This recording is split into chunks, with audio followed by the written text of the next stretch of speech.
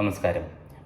Non resident ഇന്ത്യൻസിന് ഇന്ത്യയിൽ നിന്ന് എങ്ങനെ എമൗണ്ട് പുറത്തേക്ക് കൊണ്ടുപോകാം, എത്ര എമൗണ്ട് നമ്മൾ പുറത്തേക്ക് റിപ്പാട്രിയേറ്റ് ചെയ്യാം, ഇതിനുള്ള പ്രൊസീജിയേഴ്സ് എന്താണ്, ഇതിനെപ്പറ്റിയാണ് നമ്മൾ സംസാരിക്കാൻ പോകുന്നത്.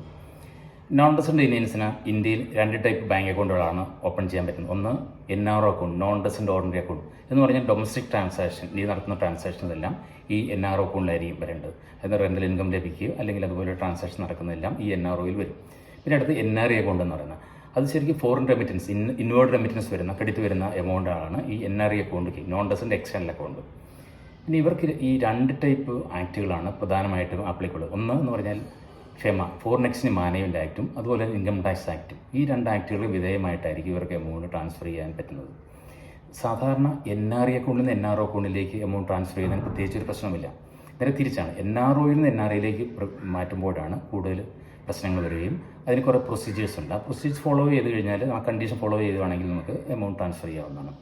ഈ NROയിലേക്ക് പല രീതിയിൽ വരും എമൗണ്ട്. ഒന്നെങ്കിൽ ഇന്ത്യയിൽ ഏൺ ചെയ്ത് ഇൻകം ആയിരിക്കും, ഒരു പക്ഷേ ചിലപ്പോൾ NRE അക്കൗണ്ടിൽ തന്നെ കുറേ കഴിയുമ്പോൾ NROയിലേക്ക് ട്രാൻസ്ഫർ ചെയ്തായിരിക്കും. ആ എമൗണ്ട് കുറേ കഴിയുമ്പോൾ ആവശ്യമില്ലെന്ന് തിരിച്ചു പോകുന്നതായിരിക്കും.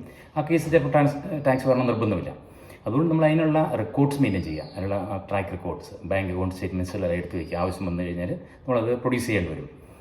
പിന്നെ എത്ര എമൗണ്ട് കൊണ്ടുപോകാം, ഒരു വർഷം ഒരു ഫിനാൻഷ്യൽ ഇയറിൽ ശരിക്കും 1 മില്യൺ, അതായത് $10 ലക്ഷം എമൗണ്ട് വരും. അതായത് അറൗണ്ട് 8 കോടി രൂപ നമുക്ക് പുറത്തേക്ക് അയക്കും. ഒരു ഫിനാൻഷ്യൽ ഇയറാണ്.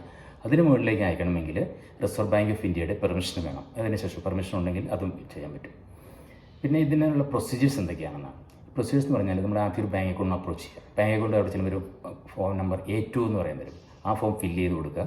പിന്നെ വരുന്ന ഇൻകം ടാക്സിലെ 2 ഫോമുകളാണ്. അതായത് ഫോം നമ്പർ 15CA, 15CB.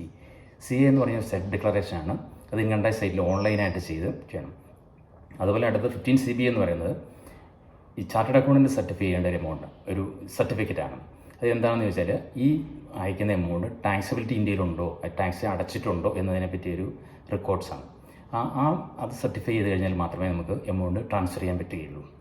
ഈ സാധാരണ നമ്മൾ NRO അക്കൗണ്ടിൽ നിന്ന് NREയിലേക്ക് മാറ്റിയിട്ട് വേണമെന്നില്ല പുറത്തേക്ക് കൊണ്ടുവരാൻ. നമുക്ക് രണ്ട് ഇത് ചെയ്യാം. ഒന്ന്, NRO അക്കൗണ്ടിൽ നിന്ന് ഡയറക്റ്റായിട്ട് നമ്മൾ വിദേശത്ത് നമുക്ക് ബാങ്ക് അക്കൗണ്ട് അതിലേക്ക് ട്രാൻസ്ഫർ ചെയ്യാം. സെയിം പ്രൊസീജിയറാണ് അതിനുള്ളത്.